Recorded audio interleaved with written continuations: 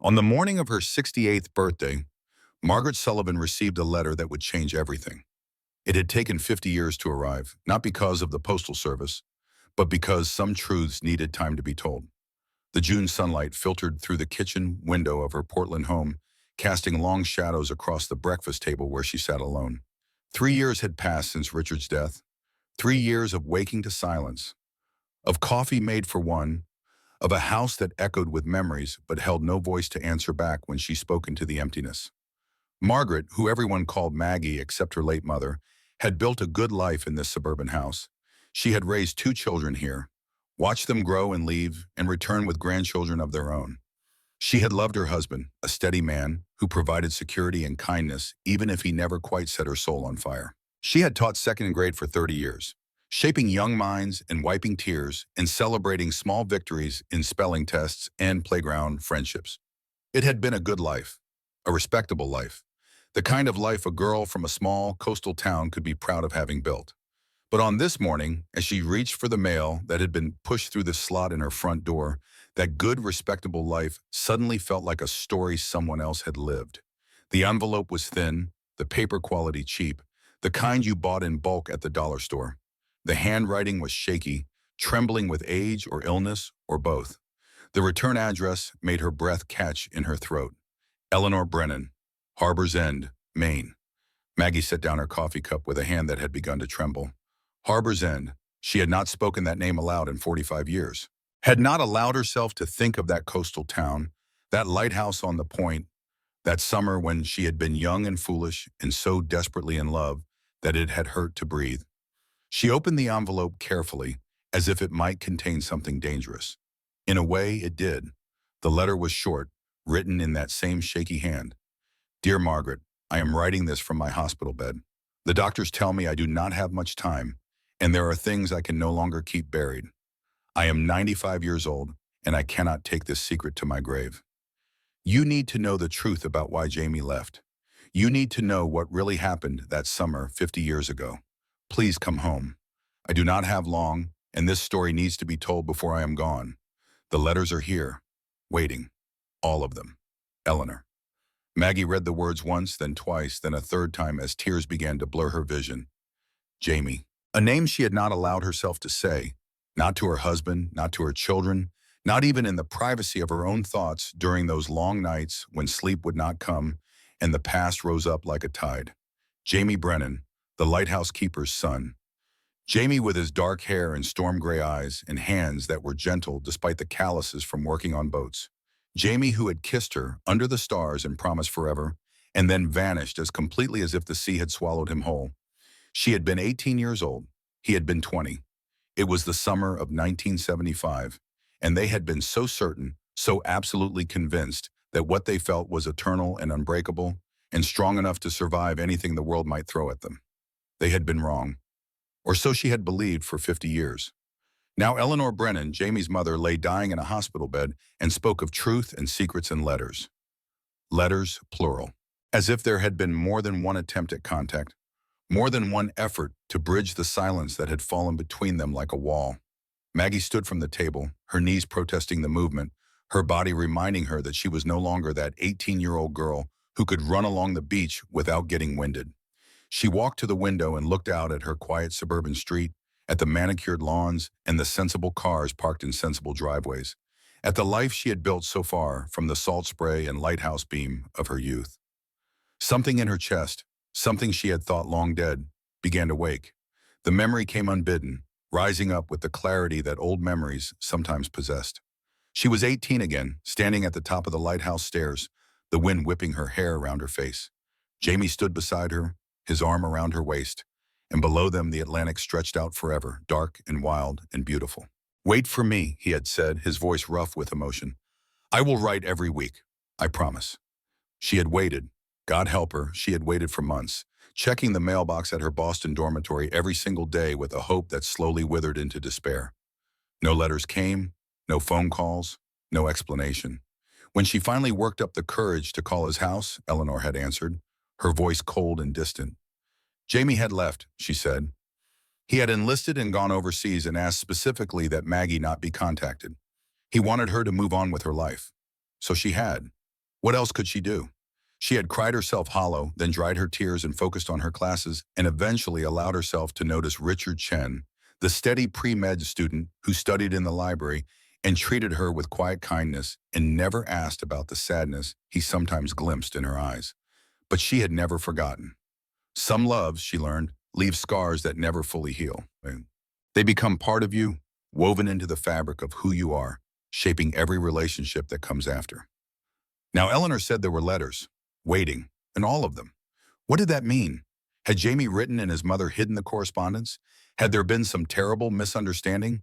Some cruel twist of fate that had kept them apart? And if so, did it matter now?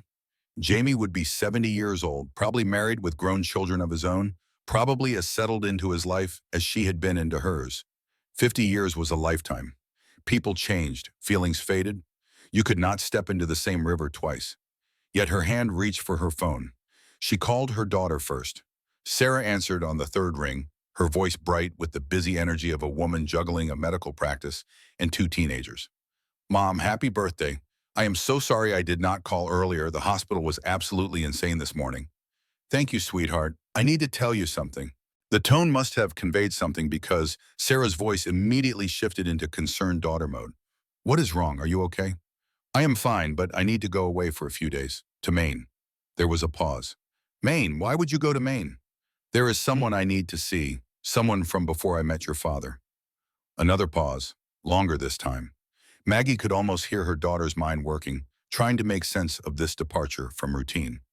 Margaret Sullivan did not do spontaneous. Margaret Sullivan planned her grocery trips a week in advance. "Mom, you have not been back to that town since before I was born." "Why now?" "Because someone is dying, and they have information I need to hear." "What kind of information?" Sarah's voice had taken on the edge it got when she was worried and trying not to show it. "Are you having some kind of crisis? You just had your birthday. Is this about being alone? Because we talked about this. You are doing great. You do not need to go chasing ghosts from your past." Maggie closed her eyes. Her daughter meant well. They all meant well, her children who worried about her living alone in this big house, who suggested gently that perhaps it was time to downsize, to move into something more manageable, perhaps a nice senior community where she would have activities and companionship and structured meals. They did not understand that she was not lonely. She was alone, yes, but there was a difference. Loneliness was wanting company. Being alone was simply the state of being, and she had made her peace with it. Or so she had thought until this morning. "I am not having a crisis," she said quietly. "But there are questions I have carried for 50 years, and now I have a chance at answers. I need to do this, Sarah." She could hear her daughter's smile through the phone. "Then I am coming with you." "No." "Mom." "Oh, Sarah, I love you, but this is something I need to do alone." She hesitated, then added, "But perhaps Grace could come with me." That surprised her daughter into silence. Grace was Sarah's 16-year-old, caught in that awkward space between childhood and independence, currently obsessed with documenting everything on her phone and making videos for social media platforms Maggie did not understand. "Grace, why would you want to bring a teenager on this trip?" "Because she has been asking me about family history for that school project, and because she might enjoy seeing where her grandmother grew up, and because she is young enough not to judge." Another pause. Then reluctantly, "If Grace wants to go, I suppose it would be good for her to spend time with you. But Mom, please be careful. Whatever this is about, it happened a very long time ago. Do not let it upset you." After she hung up with Sarah, Maggie called Grace directly. The girl answered with the distracted tone of someone doing three things at once. "Hey, Grandma, happy birthday." "Thank you, sweetheart. I have a question for you. How would you like to take a road trip with me to Maine? See where I grew up?" There was a beat of silence, then genuine interest colored Grace's voice. "Really? For my family history project?" "If you like. We would leave tomorrow morning." "That would be amazing. Wait, why are we going?" "Because there is someone I need to see, someone from a very long time ago." "Is this about that Jamie guy in the old photo?" Maggie's breath caught. "What photo?" "The one I found in your attic last month when I was looking for stuff for the project. You were like my age and there was this guy, and on the back it said Jamie B., summer 1975. You looked really happy." Maggie closed her eyes. She had forgotten about that photograph, or rather had deliberately not thought about it for so many years that it had faded into the category of things safely buried. But Grace, with the relentless curiosity of youth, had uncovered it. "Yes," she said quietly. "It is about Jamie." "Who is he?" "Someone I knew a very long time ago. Someone I need to see again." "This is so cool. This is like a real-life mystery. Can I document it? For my project?" Maggie smiled despite herself. The young were so certain that everything was content, that life was something to be captured and shared and broadcast. But perhaps that was not such a bad thing.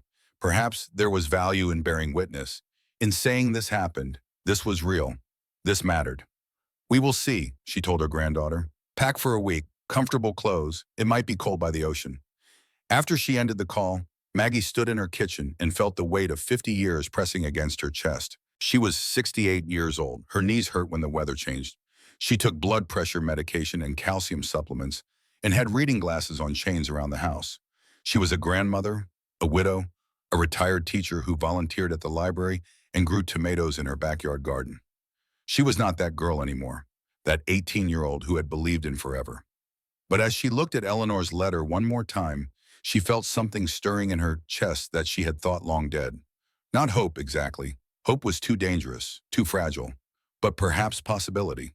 Perhaps the chance to understand what had really happened that summer, to close a chapter that had been left open for 50 years.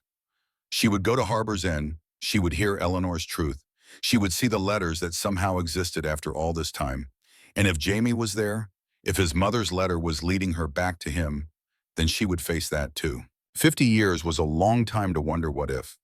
Perhaps it was time to learn what really was. The summer of 1970 had been one of those perfect Maine summers that seemed designed specifically to break young hearts. Maggie was 18 years old, fresh out of high school, preparing for college in Boston in the fall, but determined to savor every moment of this last summer of freedom. She worked mornings at the Harbor's End Library, helping Mrs. Henderson sort books and check out summer reading to tourists and locals alike. The afternoons were hers, spent on the beach or in town or anywhere the sun shone warm on her skin. She had known Jamie Brennan all her life, the way you knew everyone in a town of less than 2,000 people. He was the lighthouse keeper's son, 2 years older, quiet and serious, and usually covered in engine grease from working on his father's fishing boat. They had been in different grades at the tiny school, moved in different circles, existed in parallel worlds that occasionally intersected at church picnics or town events, but never truly connected. Until the Memorial Day picnic at the church when everything changed. She had been helping set up tables under the oak trees, her arms full of red and white checked tablecloths when someone spoke behind her. "Need a hand?" She turned and found Jamie standing there, taller than she remembered, his dark hair longer than the conservative cut most of the local boys wore, his gray eyes direct and focused entirely on her in a way that made her breath catch. "Sure," she managed, suddenly aware that her cutoff shorts were too short and her tank top was faded and her hair was probably a mess from the wind off the water. He took half the tablecloths from her arms and their hands brushed in the transfer. It was nothing, just skin against skin for a fraction of a second, but Maggie felt it like electricity, like touching a live wire. And from the way Jamie's eyes widened slightly, she knew he felt it too. They spent the rest of the afternoon in that strange heightened awareness of each other. Not quite together, but always somehow in the same space, gravitating toward each other like magnets. When the food was served, they ended up sitting near each other, and when Pastor Williams asked everyone to share what they were grateful for, Jamie said, his eyes on her, "For unexpected moments that change everything." After the picnic, he walked her home along the beach road, and they talked about everything.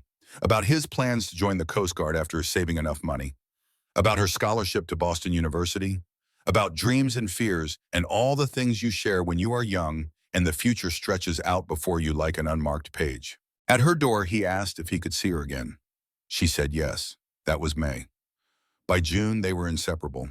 By July, they were in love, though neither of them had said the words yet, both too scared of the power those 3 syllables would hold. They went everywhere together that summer, to the beach where they would lie on old blankets and talk until the stars came out, to the lighthouse where his father let them climb to the top and look out over the endless Atlantic, to the drive-in theater in the next town over, where they would pretend to watch the movie while stealing kisses in the darkness of his truck. Jamie was different from the boys she had dated before, the ones who were all confidence and bravado and hands that wandered too quickly. He was quiet, intense, completely focused on her when they were together, as if she was the most fascinating thing he had ever encountered. He listened when she talked about her dreams of teaching, of making a difference in children's lives. He held her hand like it was something precious.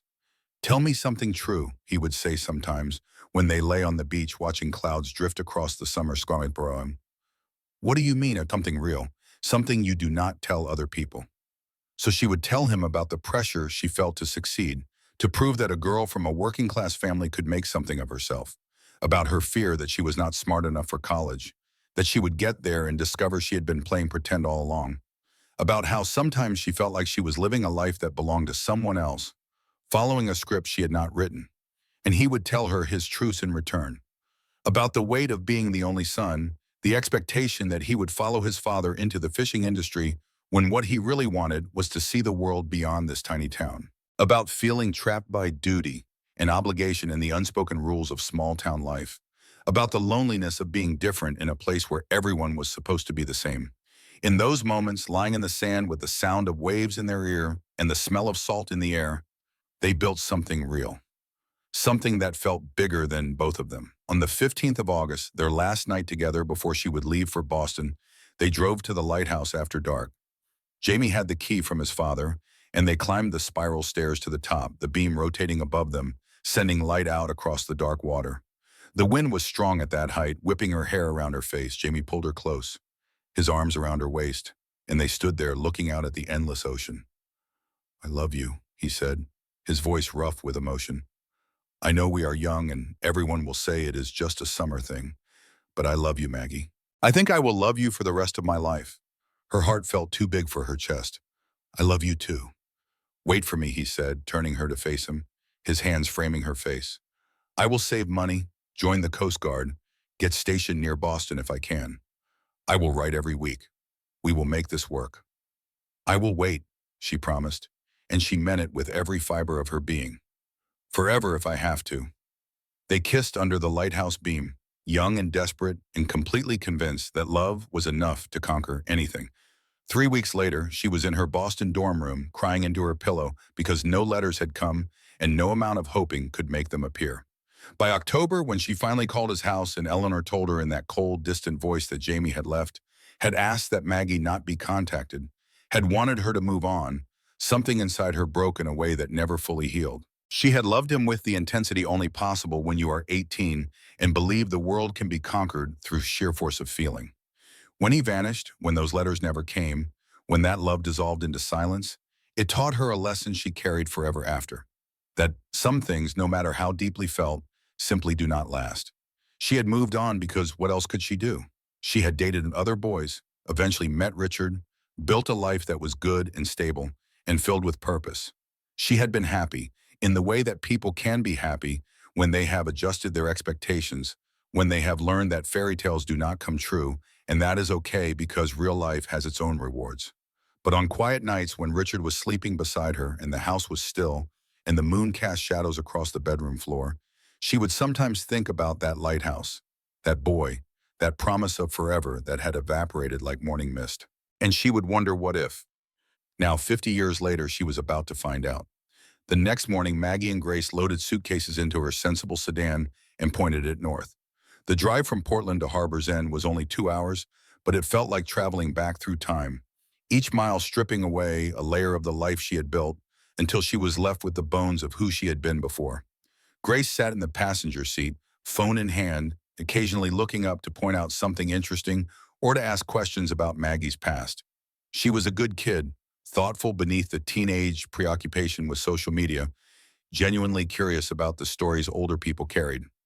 "So you grew up in this town," Grace said as they crossed into Maine, "and you never went back?" "Not once," Maggie admitted. "Why not?" How could she explain it to someone so young? How could she make Grace understand that sometimes places held too much pain, that returning meant confronting all the versions of yourself you had left behind, all the choices you had made, and the paths you had not taken? "Because I was building a different life," she said finally.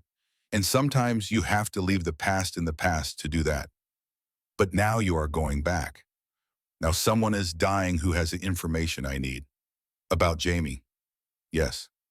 "Were you in love with him?" Maggie glanced at her granddaughter, at that young face so eager to hear a romantic story, to believe in the power of love, to transcend time and circumstance. Yes, she said quietly, very much. What happened? He left, or I thought he left. Now his mother says there is more to the story. That is so mysterious, Grace said, excitement coloring her voice. It is like a movie. Life is rarely like the movies, sweetheart. But sometimes it is. Sometimes there are happy endings. Maggie did not answer. She had stopped believing in happy endings a long time ago.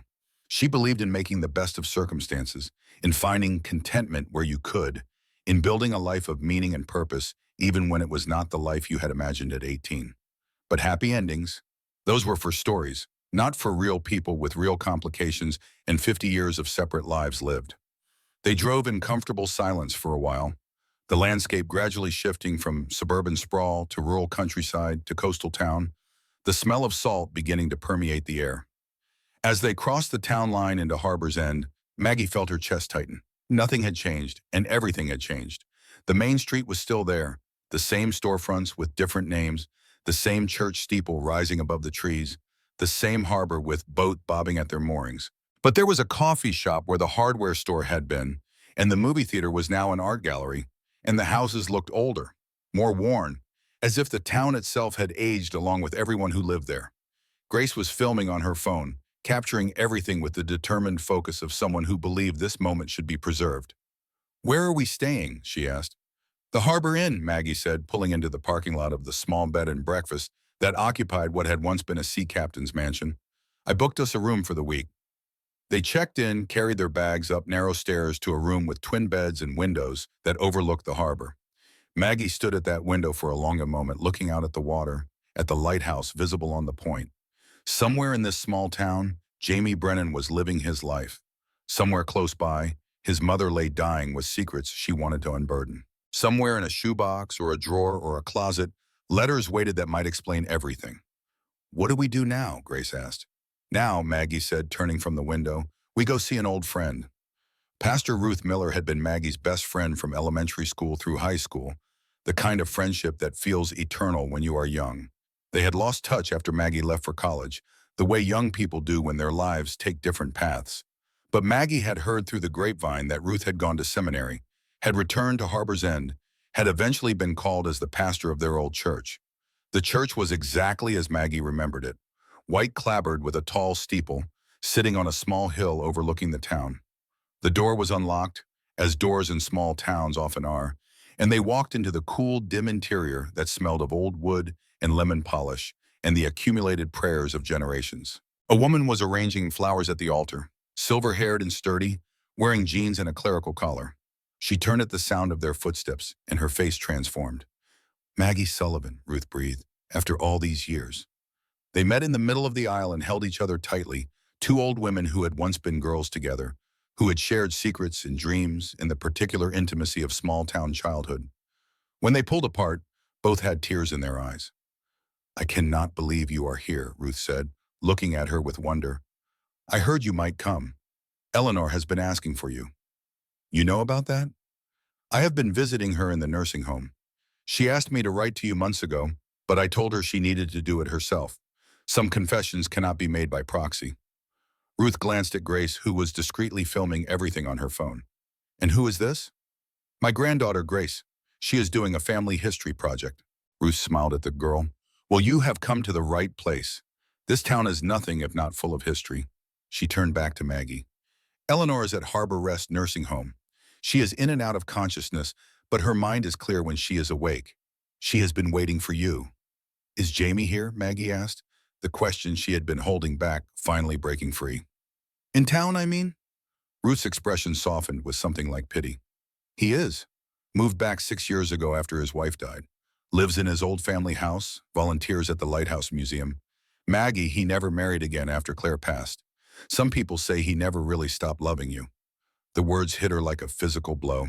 She had assumed all these years that Jamie had moved on completely, had built a full life with someone else, had forgotten that summer as thoroughly as she had tried to forget it. "Does he know I am coming?" "I told him you might. He asked me not to tell him when. Said he wanted to leave it to fate whether your paths would cross." Maggie closed her eyes, 50 years and he still remembered her. 50 years and he had asked fate to decide whether they would meet again. I need to see Eleanor first, she said. Whatever truth she has to tell, I need to hear it before I see him. Ruth nodded. I will drive you there now if you like. Grace can stay here. Look around the church. Grace started to protest, but Maggie shook her head. This is something I need to do alone, sweetheart. Explore the town, film whatever you like. I will text you when I am done. 20 minutes later, Maggie stood outside Harbor Rest Nursing Home, her heart pounding against her ribs like it had not pounded in 50 years.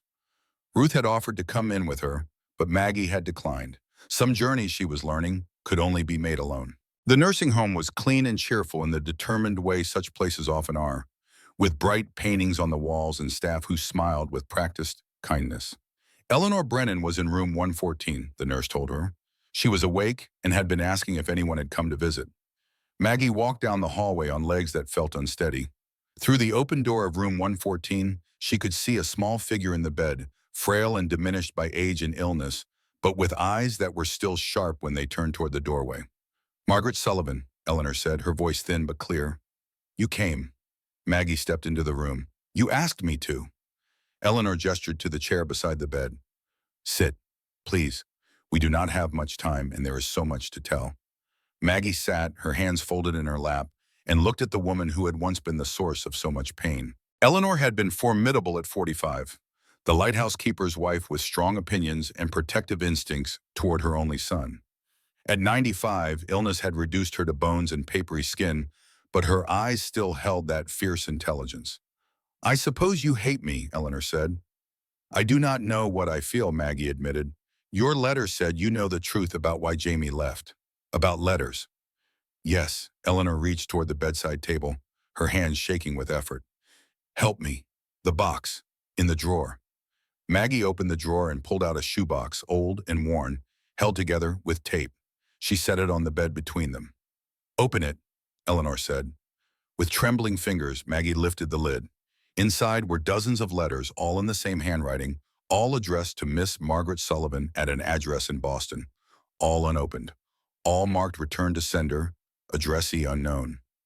Maggie stared at them, unable to process what she was seeing. Her hands reached out, touching the envelopes as if they might dissolve into smoke, as if this might be some cruel dream. He wrote, she whispered. Every week for a year, Eleanor said, and now there were tears running down her weathered cheeks. Every Sunday, like clockwork. He would give me the letters to mail, and I would take them to the post office. Maggie looked up at her, confusion and dawning horror warring in her chest. Then why did they come back? Because I wrote down the wrong address. Eleanor's voice broke. You left the address on a slip of paper when you came to say goodbye that last time. I copied it into my address book to mail the letters. But I wrote it wrong. I transposed 2 numbers. And they all came back, week after week, stamped with addressee unknown. Why did you not tell him? The words came out as barely more than a whisper. Because I was ashamed. Because I thought at first that it was a sign, that it meant you two were not meant to be. Because I was a foolish woman who thought she knew better than young love what was right. Eleanor was sobbing now, decades of guilt pouring out. And then it went on too long, and I could not find the words to admit what I had done. So I lied. I told him you were not responding. I let him think you had moved on, and I let you think he had abandoned you. Maggie's hands shook as she picked up a first letter, the postmark clear. September 1st, 1975, 3 weeks after she had arrived in Boston. 3 weeks into her vigil at the mailbox, when hope was beginning to curdle into doubt. All this time, she said, 50 years. We lost 50 years because of a mistake. Not just a mistake, Eleanor said. A choice. I chose not to tell the truth. I chose my shame over your happiness. And I have carried that weight every day since. When Jamie married Claire, I told myself I had done the right thing. She was a good woman. She made him happy. But I saw it in his eyes sometimes, that shadow, that wondering what if. And I knew I had done that to him, to both of you. Maggie could not speak, could not think, could only stare at these letters that had been waiting for 50 years, their words still sealed inside, their promises never delivered. He still loves you, Eleanor said softly. I see it in his eyes when someone mentions your name. Claire knew it too. She told me once before she died that she understood she was second choice, And she was okay with that because sometimes second choices can still make a life worth living. But you were first. You were always first. Maggie looked at the dying woman, at the weight of guilt that had eaten at her for half a century, and felt something unexpected stirring in her chest. Not anger, though, perhaps that would come later. Not forgiveness, because that was too big a word for this moment. But understanding, perhaps. The understanding that comes when you are old enough to know that people make mistakes, that shame can be a prison, that the human heart is capable of both great love and great cowardice, sometimes in the same moment. Does he know? She asked. About the letters? No, I could not bear to tell him, could not bear to see the look in his eyes when he learned what I had done. Eleanor's hand reached out, grasped Maggie's with surprising strength. Tell him, please, he deserves to know the truth. You both do. Where are they? The letters? Take them. They were always meant for you. Maggie gathered the letters to her chest, feeling their weight, physical and metaphorical. 50 years of words never read, of love never delivered, of a story that had been interrupted mid-sentence and left everyone wondering how it should have ended. I do not know if I can forgive this, she said honestly. I do not expect forgiveness, Eleanor replied. I only ask that you not waste whatever time remains. I wasted 50 years of your lives. Do not waste any more.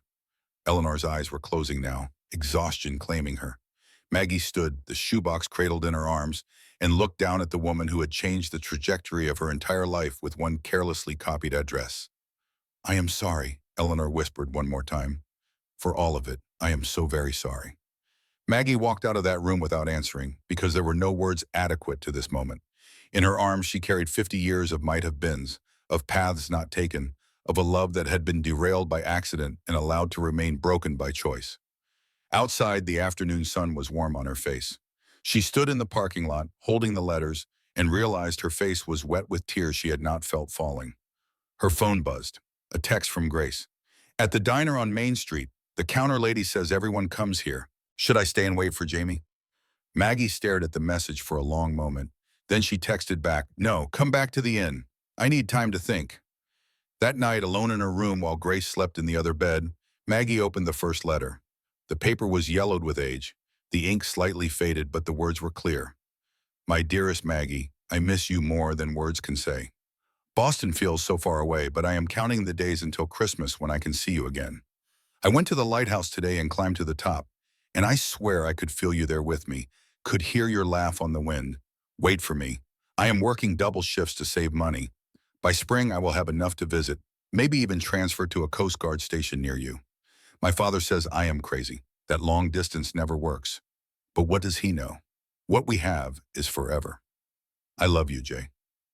Maggie read every letter that night, all 47 of them. She watched his hope slowly dim as weeks turned to months with no response. She saw his confusion give way to hurt, his hurt to resignation. The last letter, dated October of 1976, over a year after they had parted, was the hardest to read. I do not understand what happened. Did I do something wrong? Did I misread what we had? I keep replaying our last night together, searching for some sign I missed, some indication that forever meant something different to you than it did to me. My mother says you have moved on, that you are dating someone else. I hope he makes you happy, Maggie. I hope he gives you everything I wanted to give you. I will stop writing now. It hurts too much to keep reaching out to silence. But I want you to know that I loved you. That summer, that girl, that promise under the lighthouse stars. I loved all of it. I loved you. And maybe that is enough.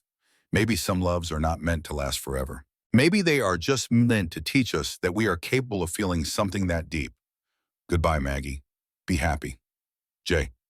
She wept over that letter, over the pain in those words, over the young man who had kept trying for a year, who had written week after week into a void he did not understand. And she wept for the girl she had been, who had checked that mailbox every day with hope that slowly withered into despair, who had eventually given up and moved on because what else could she do? They had both loved, they had both suffered, and neither of them had known that the other was going through the same pain, separated not by choice, but by a mistake and a lie. 50 years ago, one wrong digit in an address had changed everything. Tomorrow, she would have to decide what to do with that knowledge. Tomorrow, she would have to face the question that kept her awake as the lighthouse beams swept across her window. Was it too late to rewrite an ending that had been written wrong? Sunday morning dawned clear and bright, the kind of coastal Maine morning that made you believe in new beginnings, whether you wanted to or not. Maggie woke early, the letters still spread across her bed, where she had finally fallen asleep among them. Their words imprinted on her heart like scars that had suddenly remembered how to ache.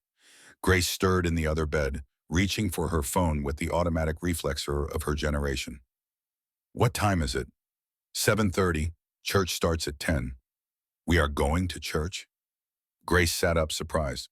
Her grandmother had not been a regular churchgoer since Richard's death, finding more peace in her garden than in hymns and sermons.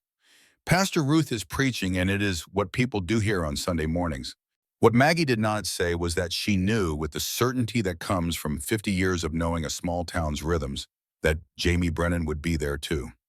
Some things never changed, and in Harbor's End, Sunday morning church attendance was one of them. They dressed carefully, Maggie in a simple blue dress that she hoped did not look like she was trying too hard, Grace in jeans and a nice blouse that was probably more appropriate for teenage Sunday service than Maggie's generation would have allowed. But times had changed. Everything had changed, except the essential truths that lay beneath the surface of things, waiting to be rediscovered. The walk to the church took them down Main Street, past the diner where locals were already gathering for breakfast, past the library where Maggie had worked that summer, past all the ghosts of who she used to be. Grace filmed everything with casual determination, narrating quietly into her phone about her grandmother's mysterious journey home. The church looked exactly as it had 50 years ago, white clapboard gleaming in the morning sun, the steeple reaching up toward a sky so blue it hurt to look at. Cars were already filling the small parking lot, and people moved toward the entrance in clusters, greeting each other with the easy familiarity of those who saw each other every week and had for decades. Maggie felt exposed walking up those steps, as if everyone could see the letters she had read, the tears she had cried, the hope she was trying desperately not to feel. But the people who nodded and smiled at her were strangers, a new generation who did not know her story, who saw only an older woman visiting with her granddaughter. Inside, the sanctuary smelled of lemon polish and old hymnals, and the particular scent of a building that had held countless prayers. Maggie chose a pew halfway back, close enough to hear but not so close as to be conspicuous. Grace slid in beside her, phone discreetly recording, and they waited. The organ began to play, that familiar opening hymn, and people settled into their seats with the rustling of bulletins and the clearing of throats. Maggie's heart was beating too fast, her hands trembling slightly as she held the worn hymnal. And then she saw him. He entered from the side door, moving slowly toward a pew near the back on the right side, and 50 years collapsed into nothing. Jamie Brennan at 70 was still recognizable in the bones of his face, in the way he carried himself with that quiet, self-contained presence she remembered. His hair was silver now, his face weathered by sun and salt and 7 decades of living, but his eyes, when he glanced around the sanctuary before sitting, were the same storm gray that had looked at her across countless summer days. He had not seen her yet. He settled into his pew alone and bowed his head briefly in what might have been prayer, or simply the habit of gathering oneself before service began. Grace leaned close to whisper, "Is that him?" Maggie could only nod, her throat too tight for words. Pastor Ruth entered then, resplendent in her robes, and the service began with familiar liturgy and songs Maggie remembered from childhood. She stood when everyone stood, sat when they sat, but she was not really present. Her entire being was focused on the man 3 pews behind her, on the question of whether he knew she was there, whether he had felt her presence the way she felt his, like a magnetic pull across the small space between them. Ruth's sermon was about forgiveness and second chances, about the grace that allows us to begin again no matter how much time has passed. It was so perfectly suited to the moment that Maggie wondered if Ruth had changed her planned sermon when she learned Maggie would be attending. The words washed over her, each one a small permission to hope, to believe that some broken things might still be mended. When the final hymn ended and people began to gather in small groups for coffee and fellowship in the church hall, Maggie felt Grace's hand on her arm. "He is coming this way." She turned, and there he was, Ruth beside him, both approaching with the careful deliberation of people who understood the weight of this moment. "Maggie," Ruth said gently, "someone here would like to see you." Time seemed to stop. Jamie stood 3 feet away, his hands loose at his sides, His eyes locked on hers with an intensity that made her forget to breathe. Up close, she could see the lines around his eyes, the slight stoop to his shoulders that spoke of hard physical work over many years. The wedding ring still on his left hand, though Ruth had said his wife had been gone for 6 years. "Maggie," he said, and his voice was rougher than she remembered, deeper, but it still did something to her insides that made her feel 18 again. "Ruth told me you were back." "Hello, Jamie." The words felt inadequate, absurd even, after 50 years and 47 unread letters and all the things that had never been said. They stood in awkward silence. Decades of separation creating a chasm neither seemed to know how to bridge. Around them, church members filed past, some glancing with curiosity at this reunion they could not understand. "I visited your mother yesterday," Maggie said finally. Something flickered in his eyes. Pain, maybe, or guilt. "How is she?" "Dying, but her mind is clear." She paused, then decided to simply say it. "She gave me something. Letters. Your letters." The color drained from his face. "What letters?" "The ones you wrote to me in 1975 and 76, all 47 of them." He seemed to stop breathing. "I do not understand." Neither did I, until she explained. Maggie's voice was steady despite the emotion roiling in her chest. "The ones that were supposed to reach me in Boston, but came back marked addressee unknown. The ones that never made it because your mother copied my address wrong." Jamie's hand went to the back of the nearest pew as if he needed something solid to hold on to. "She told you that?" "She told me everything. About the mistake, about letting us both think the other had moved on, about carrying the guilt for 50 years. "I do not," he started, then stopped, shook his head. "I thought you got them. I thought you read them and chose not to respond. And I thought you never wrote at all." The silence that followed was profound, filled with the weight of misunderstanding, of years built on a foundation that had never been solid, of two lives that had diverged because of a transposed number and a woman's shame. "Can we?" Jamie said quietly. "Can we talk? Somewhere private?" Maggie nodded. Ruth touched her arm gently. "Use my office. Take all the time you need." They walked down the hallway side by side, but not touching, past Sunday school classrooms and bulletin boards covered with children's artwork, to Ruth's small office at the back of the building.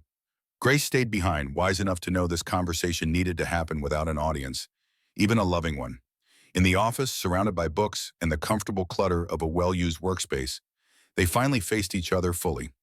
Jamie gestured to the small sofa. "Please." They sat, leaving careful space between them. Two people who had once known each other's bodies and hearts, now strangers navigating the ruins of what had been. "Tell me," Jamie said, "everything she told you." So Maggie did. She recounted Eleanor's confession, the wrong address, the returned letters, the lie that had let both of them believe abandonment when the truth had been accident. She watched his face as she spoke, saw the progression of emotions. Shock, anger, grief, something that might have been relief. When she finished, he sat very still, his hands clasped between his knees, his head bowed. "All this time," he finally said, his voice barely above a whisper, "I thought you did not care. I thought what we had meant nothing to you.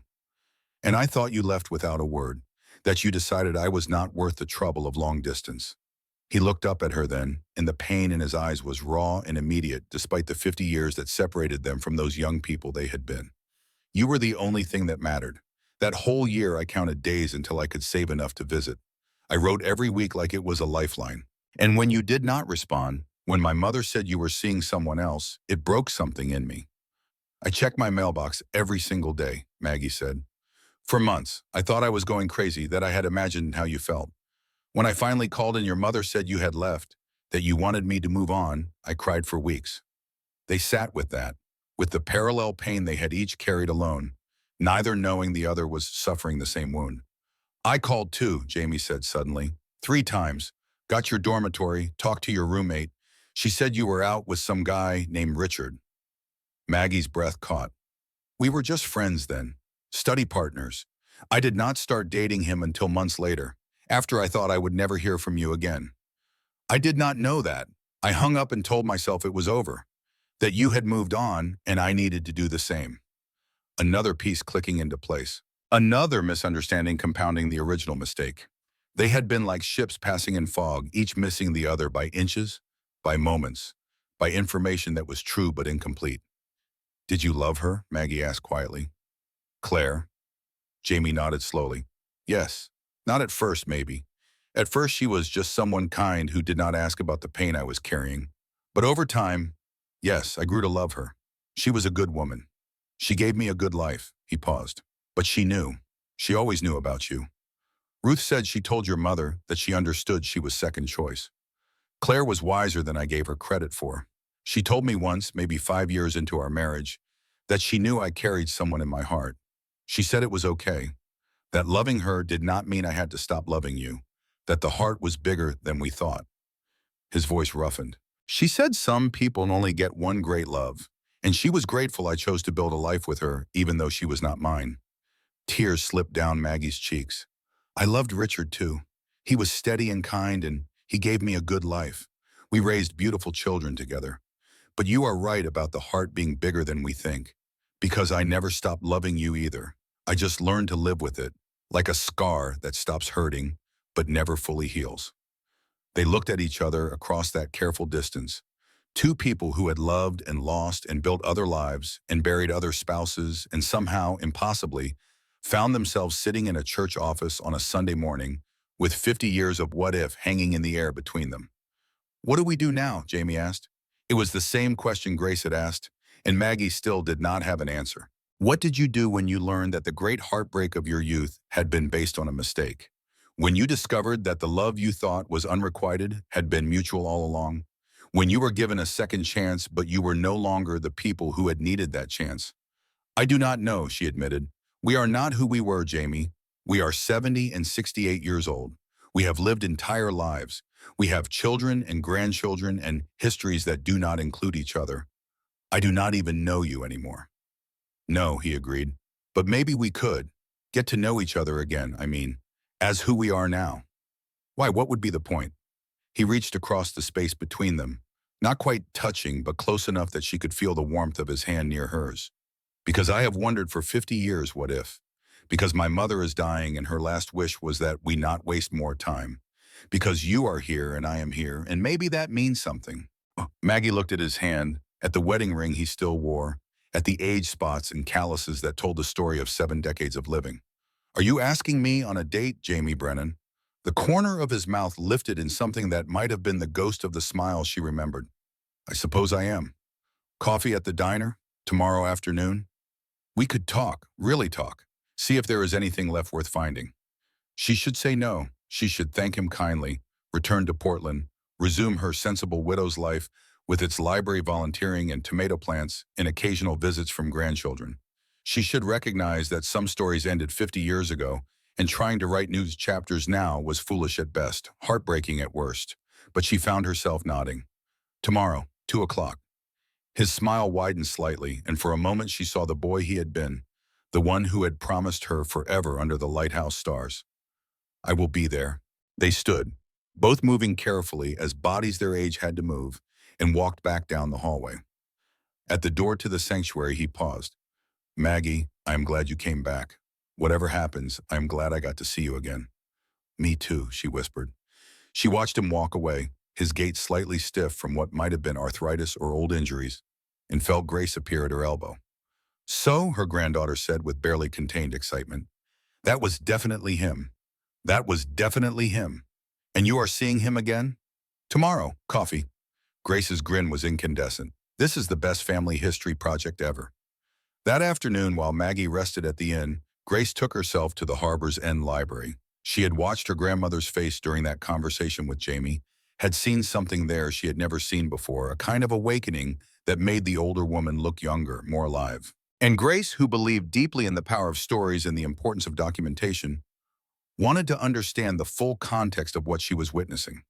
The library was small but well-maintained, its shelves organized with the careful attention of someone who loved books. An elderly woman sat at the circulation desk, looking up with interest when Grace entered. Help you find something, dear? I am researching local history, Grace said, which was true, if not complete. Specifically from the 1970s. Would you have yearbooks or newspapers from that time? The woman's face lit up. Oh yes, we keep all of that in the archives room. Let me show you. The archives room was really just a large closet with climate control, but it held treasures.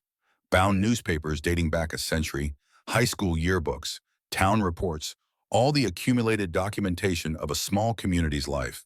The librarian pulled out the Harbor's End high school yearbooks from 1973 and 74. Looking for anyone in particular? My grandmother went to school here. Margaret Sullivan. Maggie Sullivan. The woman's eyes widened. Goodness, I have not heard that name in years. Brilliant girl, valedictorian, got a full scholarship to Boston University. She pulled the 1974 yearbook. She would be in here. Grace opened the book, paging through until she found the senior portraits. There was her grandmother, impossibly young, hair dark and long, eyes bright with the kind of hope only possible when you are 18 and believe the world is yours for the taking. The caption beneath read, Margaret Ann Sullivan, most likely to change the world, future teacher, Boston University. But it was the candid photos that told the real story. There, in the section labeled Spring Activities, was a photo from prom. Her grandmother in a simple dress held close by a tall, dark-haired boy in a rented tuxedo.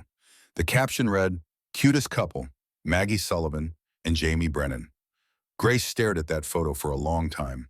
They looked so happy, so completely wrapped up in each other, the way young people in love always look before life taught them that happiness could be temporary. That is Jamie Brennan, the librarian said, looking over Grace's shoulder. He still lives here, you know. Moved back after his wife passed. Volunteers at the Lighthouse Museum most days. Grace pulled out her phone and took photos of the yearbook pages, of that prom photo, of the young versions of two people who were now old and had just reconnected after 50 years apart. Were they serious, she asked, my grandmother and Jamie? The librarian smiled. Oh, honey, they were the couple everyone thought would end up together. Spent that whole last summer joined at the hip. Then she went off to college and he stayed here, and whatever they had just faded away the way young love does sometimes. She shook her head. Shame, really. They were good together. But it had not faded, Grace thought. It had been ripped apart by mistakes and misunderstandings, and then both of them had spent 50 years thinking the other had not cared enough to fight for it. She took photos of everything she could find, newspaper clippings from that summer, mentioning local events they might have attended together, the town's bicentennial celebration in '76, where Jamie's name appeared as a volunteer. She was building a picture of what had been, understanding the foundation on which this unexpected second chance was being built. When she left the library, the sun was beginning its long descent toward evening. On impulse, she walked toward the point, toward the lighthouse that featured so prominently in the story her grandmother had not told, but that was written in every unspoken thing between her and Jamie Brennan. The lighthouse had been decommissioned years ago, turned into a maritime museum that was open to the public during summer months. Grace paid the small entrance fee and climbed the spiral stairs, her phone capturing the view from each landing, the way the light changed as you ascended, the sense of rising above the ordinary world into something elevated and apart. At the top, she stood where her grandmother must have stood 50 years ago, where two young people had promised forever, not knowing how fragile such promises could be. The view was staggering. The Atlantic stretched endlessly, deep blue touched with gold from the lowering sun. The town spread below, small and contained, the kind of place where everyone knew everyone and secrets were hard to keep except when they were kept for 50 years. Grace filmed it all, narrating quietly. This is where it started, where my grandmother fell in love with a boy who became a man who never stopped loving her, where promises were made that could not be kept, where a story ended that maybe is not done being told. She posted a short version to her social media with a simple caption. Sometimes love stories take a lifetime to finish writing. Her followers, used to her family history documentation, responded immediately with hearts and comments about fate and second chances. One comment in particular caught her eye from a classmate. Your grandma is braver than most people twice as young. Chasing a 50-year-old love? That is beautiful. Grace smiled. Her grandmother would probably hate being called brave. She would say she was just an old woman trying to make sense of her past. But Grace knew better. Walking back into a story that had broken your heart once took more courage than most people ever mustered. The next day at 2 o'clock, Maggie walked into the Harbor Diner on Main Street and found Jamie already there, sitting in a booth by the window, 2 cups of coffee on the table in front of him. He stood when she entered, a gesture of courtesy from another era, and gestured to the seat across from him. I did not know how you take it anymore. he said, indicating the coffee. So I got cream and sugar on the side. Black is fine. It was not, actually. She had taken cream for years, but something about the moment made her want to keep it simple. They sat across from each other, and Maggie pulled the shoebox from her bag, setting it on the table between them. I thought we should read them together, if you want to. Jamie looked at the box for a long moment, then nodded.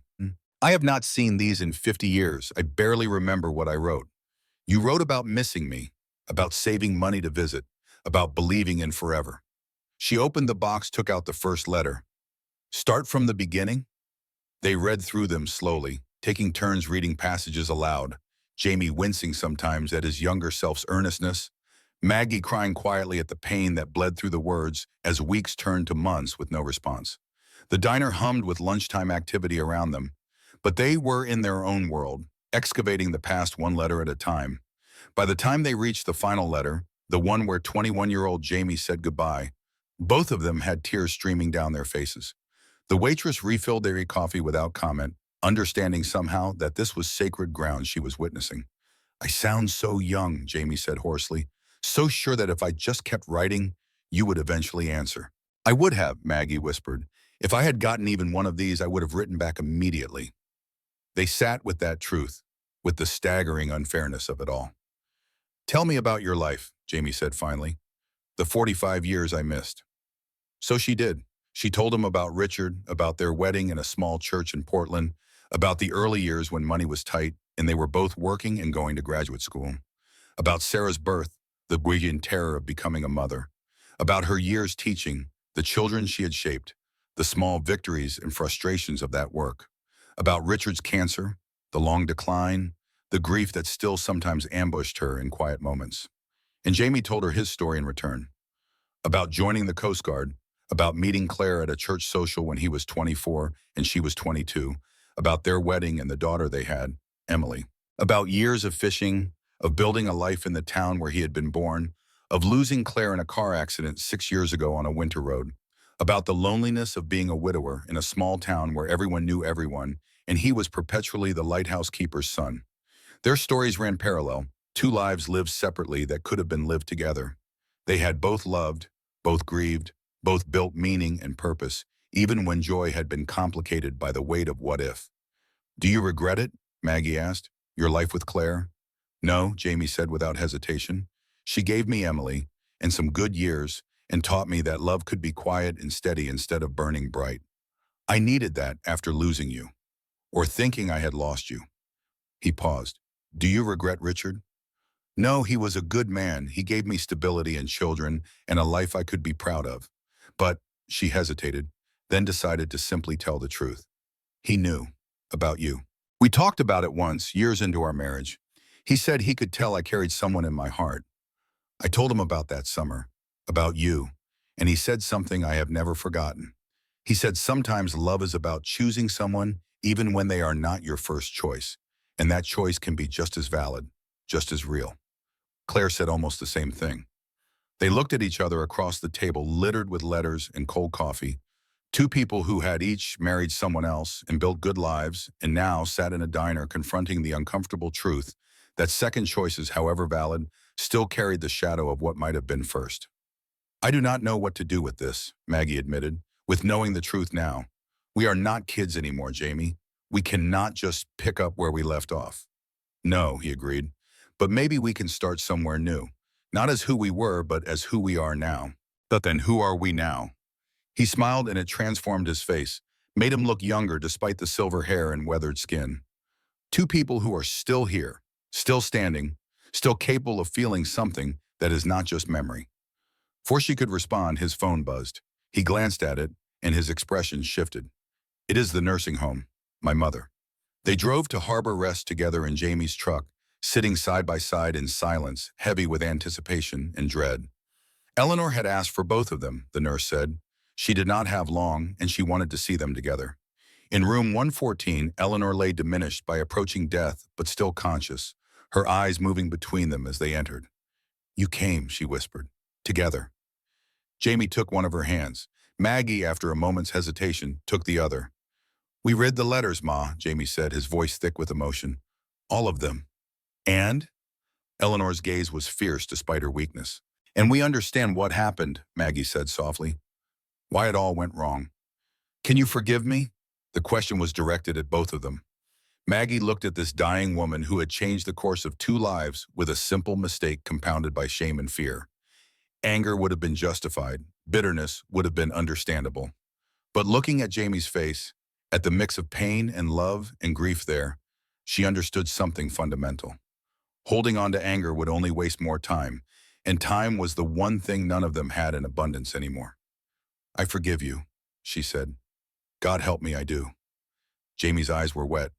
I forgive you too, Ma. Eleanor's tears flowed freely now, relief and gratitude, and the weight of 50 years lifting. Promise me something, both of you. Anything, Jamie said. Do not waste whatever time remains. I stole 50 years from you. Do not let me steal any more.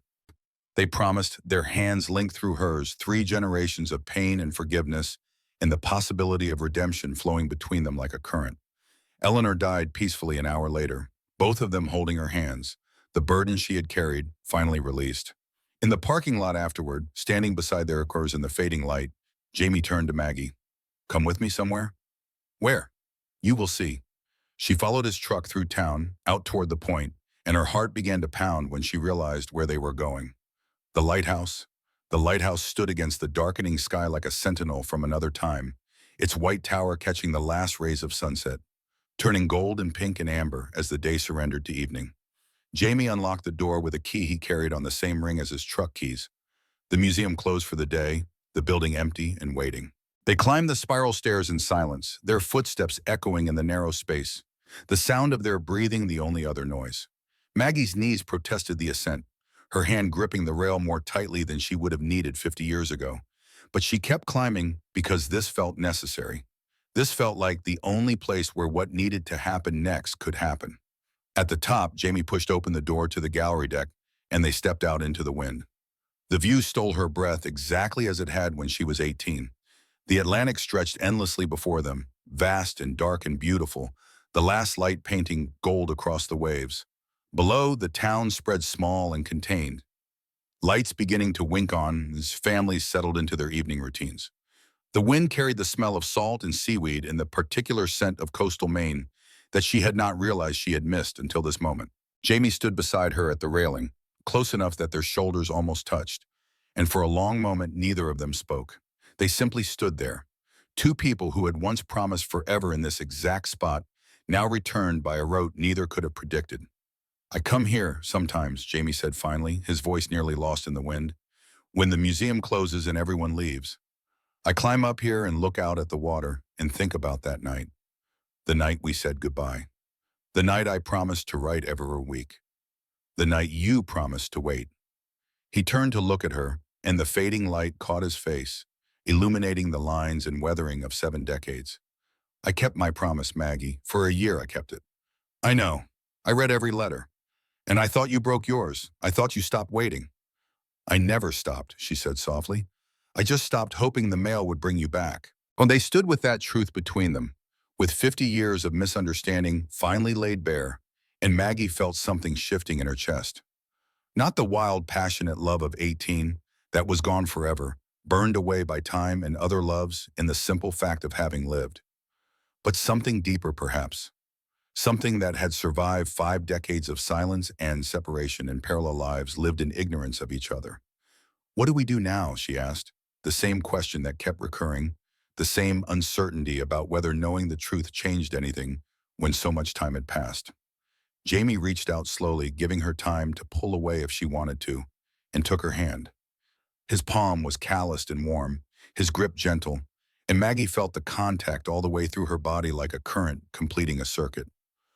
I have been alone for 6 years, he said, since Claire died. And before you say it, I know you have been alone for 3 since Richard passed. I know we are old and set in our ways, and that starting something new at our age is probably foolish. But Maggie, I have spent 50 years wondering what if. And now I know the answer. Now I know we could have had it all if not for a mistake and a lie. I do not want to spend whatever time I have left still wondering. Wondering what? If second chances are real, if love can survive being buried for half a century, if 2 people can find their way back to each other even when the map was lost decades ago. He turned fully toward her then, both his hands holding hers now, and in his eyes she saw the boy he had been superimposed on the man he was, both versions existing simultaneously in this moment outside of normal time. I am 70 years old, he continued. I have arthritis in my knee from a Coast Guard injury. I fall asleep in my chair by 8:30. I take blood pressure medication and baby aspirin, and I cannot eat spicy food anymore without paying for it later. I am not the boy who promised you forever on this deck. And I am 68, Maggie replied, her voice unsteady. My knees hurt when it rains. I wear reading glasses on a chain. I take calcium for my bones, and I cannot remember names the way I used to. I am not the girl who believed in forever anymore. But we are here. Against all odds, against 50 years of separation, we are standing here together. That has to mean something. Before she could respond, before she could overthink or second guess or retreat into the safety of sensible widow behavior, Jamie leaned in and kissed her. It was nothing like their kisses at 18, wild and desperate and full of the certainty that came from not yet knowing how much could be lost. This kiss was gentle, tentative, the kiss of two people who had learned caution and grief and the fragility of happiness. But beneath the gentleness was something that had survived everything. Recognition, the sense of coming home, the rightness of being exactly where you were meant to be. When they pulled apart, both were crying. I still love you, Jamie said, his voice breaking. After everything, after 50 years and other marriages and entire lives lived, I still love you. Maybe I am a foolish old man, but there it is. You are not foolish, Maggie whispered, because I love you too. I think I never stopped. I just buried it so deep I could pretend it was gone. They held each other then as the last light faded from the sky and the lighthouse beam began its automatic rotation above them, sending light out across the darkness, a beacon calling ships safely home. The funeral was held on a Thursday morning, Harbor's End Community Church filled with townspeople who had known Eleanor Brennan for most of her 95 years. Jamie sat in the front pew with his daughter Emily, a woman in her 40s who had flown in from Portland where she worked as a nurse. Maggie sat 3 rows back with Grace, respecting the boundary between family and outsider, even though Jamie had asked her to sit with him. Some lines took time to cross, and sitting in the family pew at the funeral of the woman whose mistake had altered the course of her life felt like one of them. Pastor Ruth conducted the service with the gentle authority of someone who had presided over countless such goodbyes. Her words about forgiveness and redemption clearly aimed at the specific circumstances of Eleanor's confession. She spoke of how even our mistakes could be redeemed if we had the courage to face them, how truth could set us free even at the end of a long life. When it came time for remembrances, Emily spoke about her grandmother with love and honesty, acknowledging both her strength and her flaws, her devotion to family, and the burden of guilt she had carried. And then, unexpectedly, Jamie stood. He walked to the pulpit with the measured pace of a man carrying heavy emotion, and when he spoke, his voice was steady but thick with feeling. My mother was not perfect. She made a mistake 50 years ago that changed 2 lives profoundly. She kept a secret that caused pain to people she loved. He paused, his eyes finding Maggie in the congregation. But in her final days, she found the courage to tell the truth. She chose honesty over comfort. She gave 2 people the gift of understanding, even though it meant revealing her own failures. His gaze swept the assembled townspeople, many of whom were old enough to remember when he and Maggie had been the golden couple everyone expected to marry. My mother taught me something in dying that I had forgotten in living. She taught me that it is never too late to tell the truth, never too late to ask for forgiveness, and never too late for love to find its way back to where it belongs. He looked at Maggie again, and this time he said what everyone in that church had been wondering since she appeared in town. Maggie Sullivan came back to Harbor's End because my mother asked her to. She came even though this town holds painful memories. She sat with a dying woman and listened to a confession and offered forgiveness when she had every right to refuse it. His voice dropped, became more intimate despite the public setting. And in doing so, she gave me back something I thought was lost forever. The silence in the church was profound. Every eye turned to look at Maggie, this woman who had left 50 years ago and returned a stranger, who now sat crying quietly in a pew while the man she had once loved claimed her presence as a gift. After the service, at the reception in the church hall, people approached Maggie with a mix of curiosity and warmth. The older residents remembered her, or remembered the story of her and Jamie, and they greeted her return with the particular enthusiasm small towns reserve for prodigal daughters coming home. The younger ones simply saw an elderly woman who had made their neighbor, Jamie Brennan, smile more than he had in the 6 years since his wife died. Emily found her by the coffee urn, approached with a directness that reminded Maggie of Jamie. "You are the famous Maggie Sullivan." "I do not know about famous. My dad has talked about you my whole life, never by name, just references to someone he knew once. A love that did not work out. My mother knew. She told me before she died that Dad carried you in his heart, and she was okay with it because love is not a finite resource." Emily smiled, though her eyes were sad. "She was a good woman, my mother. She would have liked you." "I am sorry for your loss," Maggie said, "because what else could you say to the daughter of the man you once loved, whose mother had just died knowing her husband had never fully let go of his first love? Do not be. She had a good life, and she made Dad happy, which was what mattered to her." Emily hesitated, then added, "He is different since you came back. Lighter, like he put down something heavy he had been carrying for too long. So thank you for that." Before Maggie could respond, Sarah appeared in the doorway of the church hall, her expression thunderous, Grace trailing behind, looking apologetic. "Mom, we need to talk." They found privacy in Ruth's office, the same room where Maggie and Jamie had sat reading letters just days ago. Sarah paced while Maggie sat, Grace hovering in the doorway, looking torn between supporting her grandmother and not wanting to witness the confrontation. "I cannot believe you," Sarah said, her doctor voice crisp with controlled anger. "You have been here less than a week, and you are already involved with some man at a funeral, making declarations in front of the whole town?" "He made the declaration, not me." "Do not split hairs with me, Mother. What are you thinking? You barely know this person anymore. You have been a widow for 3 years. Dad is barely cold in his grave." The words hung between them, sharp and accusatory. Maggie felt her own anger rising, the kind that came from being treated like a child when you had lived 68 years and earned the right to make your own choices. "Your father has been gone for 3 years," she said quietly. "I mourned him properly. I loved him, Sarah. He was a good man who gave me a good life, but he is gone, and I am still here." "So you are just going to run off with your high school boyfriend, have some kind of senior citizen romance? Do you have any idea how this looks?" "I do not care how it looks." "Well, I do. You are my mother. You are embarrassing yourself." Maggie stood then, her hands trembling, not with age but with the effort of keeping her voice level. "What I am doing is living. For the first time in 3 years, maybe for the first time in 50 years, I am choosing something for myself. Not for you, not for your father's memory, not for what looks respectable or appropriate. For me. By chasing after some fantasy from when you were 18? By finding out if second chances are real." Maggie's voice softened. "Sarah, I know this is hard to understand. You have never lost the love of your life. You have never spent 50 years wondering what if. But I have. And now I have answers. Now I know we were kept apart by a mistake, not by choice. And I need to see where that knowledge leads. What if it leads nowhere? What if you uproot your whole life for this and it does not work out? Then I will deal with that. I am a grown woman, Sarah. I have survived loss before. I will survive it again if I have to." Sarah stopped pacing, her shoulders sagging.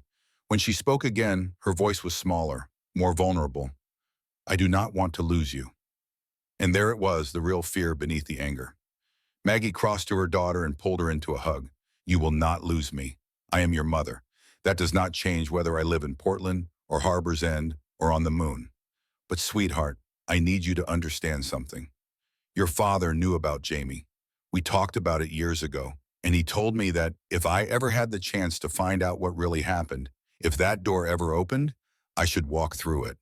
He said life is too short for what ifs." Sarah pulled back, surprise on her face. "Dad said that?" "Your father was wiser than he let on. He knew he was not my first love, but he also knew I chose him, and I loved him, and we built a good life together. And he wanted me to be happy after he was gone." Maggie smiled through tears. "He would want this for me, Sarah. He really would."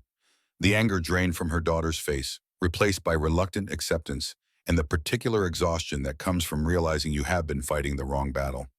"I just worry about you.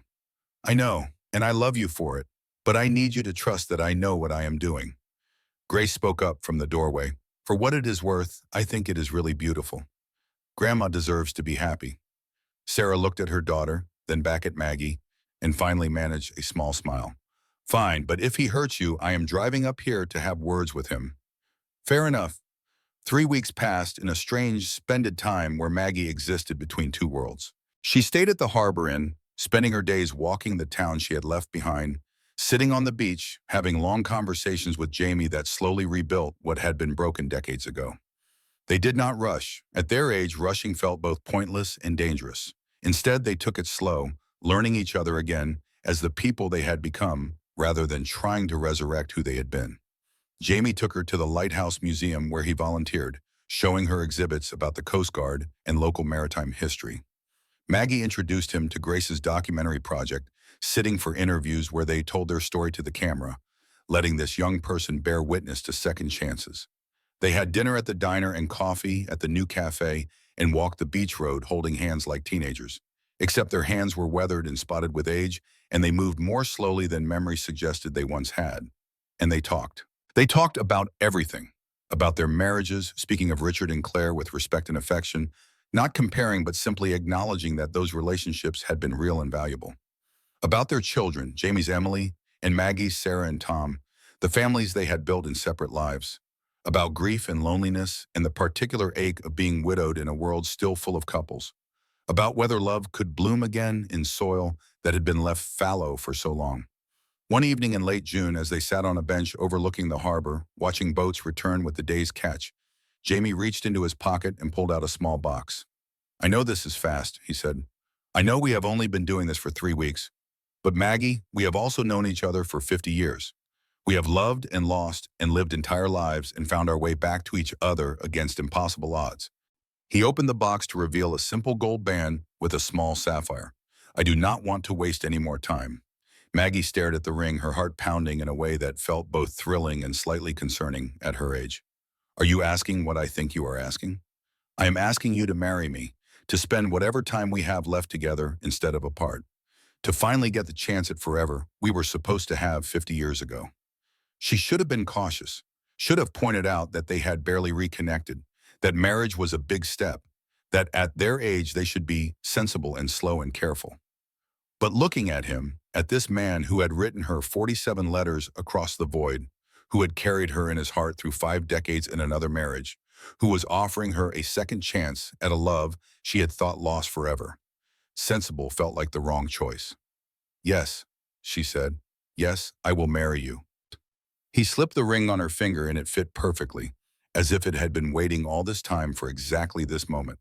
They decided on a small wedding, family and close friends only, to be held in late July at the church where they had both grown up. Ruth would officiate, Grace would document everything. Sarah, won over gradually by seeing her mother's genuine happiness, agreed to stand as matron of honor. Emily would stand with her father. The month leading up to the wedding was a flurry of practical decisions and emotional reckonings. Maggie put her Portland house on the market, sorted through decades of accumulated possessions, made peace with leaving the life she had built there. It was bittersweet, packing away Richard's things, closing that chapter. But it also felt right, like she was finally allowing herself to fully step into something new, rather than living in the shadow of what had been. Jamie cleared space in his house for her belongings, made room in closets and drawers, and life for another person after 6 years of solitary living. They went together to choose furniture, arguing gently over sofas and curtains in a way that felt both elderly and endearingly domestic. Grace filmed it all, her documentary growing into something larger than a school project. She interviewed townspeople who remembered young Maggie and Jamie, spliced in footage of the lighthouse and the church and the town itself. She found old photos, including that prom picture of them as the cutest couple, and juxtaposed them with new footage of 2 old people holding hands and smiling at each other like teenagers. When she posted a trailer for her documentary online with the caption, "Love can wait 50 years and still come home," it went unexpectedly viral. Thousands of people shared it, commented on it, sent messages about their own lost loves and second chances. Strangers from across the country sent well wishes to the couple in Harbor's End, who proved it was never too late for happy endings. The wedding took place on a Sunday morning in late July, the church filled with the same people who had attended Eleanor's funeral 6 weeks earlier, but this time celebrating rather than mourning. The contrast was not lost on anyone. Death and new life, endings and beginnings, all woven together in the continuous thread of community. Maggie wore a simple cream-colored dress, elegant but not trying to pretend she was a young bride. Her hair, silver now, was styled softly around her face. She carried a bouquet of wildflowers picked from the fields outside town, the same kind of flowers Jamie used to bring her 50 years ago. Jamie stood at the altar in a dark suit, his silver hair combed back, his eyes bright with emotion as he watched Sarah walk Maggie down the aisle. When she reached him, when Sarah placed Maggie's hand in his and stepped back to take her place as matron of honor, Jamie's eyes filled with tears. "Hi," he whispered. "Hi yourself," she whispered back. Ruth began the ceremony with words about how love is patient, how it endures all things, how it never fails even when it seems lost forever. She spoke of Eleanor's confession and the truth it revealed, how even mistakes could be redeemed, how darkness could give way to light. When it came time for vows, Jamie spoke first. "Maggie, I loved you when I was 20 years old. I loved you through 50 years of separation. I loved you through another marriage and another life and every single day in between. You were the first person who truly saw me, who understood the difference between who I was and who I was supposed to be. Losing you broke something in me that never fully healed. Finding you again feels like being given back a part of myself I thought was gone forever. I promise to spend whatever time we have left showing you that some loves really are forever, even when forever takes 50 years to arrive." Maggie's turn came, her voice steady despite the tears streaming down her face. "Jamie, you taught me what love could be when I was too young to fully appreciate it. You set a standard every relationship after had to measure up to. When I thought you had left me, it changed how I understood love, made me more cautious, more guarded. Learning the truth, learning you never stopped writing, never stopped caring, it gave me back something I did not realize I had lost. The belief that love could be simple and true and enduring.